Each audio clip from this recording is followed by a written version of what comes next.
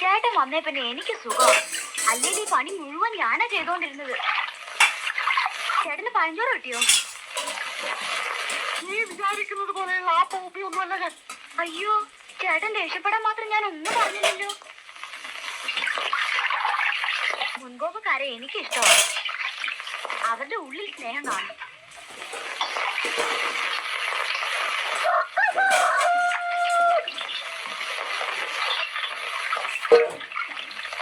ചേട്ടൻ ആരെങ്കിലും ലവ് ചെയ്തിട്ടുണ്ടോ? എടി പെണ്ണെ, നിന്റെ ചാട്ട എങ്ങോട്ടാണെന്നൊക്കെ എനിക്ക് മനസ്സിലാവുന്നുണ്ട്. ആ വെള്ളം അങ്ങ് വാങ്ങി വെച്ചേക്ക്. മാസം 1000-ലേറെ ശമ്പളം വാങ്ങുന്നവനാ ഞാൻ. 1000 രൂപയോ? നോണ പറയാതെ എന്റെ ചേട്ടാ. മാസത്തിൽ 40 രൂപയെ ചേട്ടന്റെ ശമ്പളം എന്ന് വലിയ തള്ള പറഞ്ഞു. എന്തുവാ ഇവിടെ രണ്ടാളും കൂടി? എനിക്ക് ചീത്ത പേരുണ്ടാക്കി വെക്കുവോ?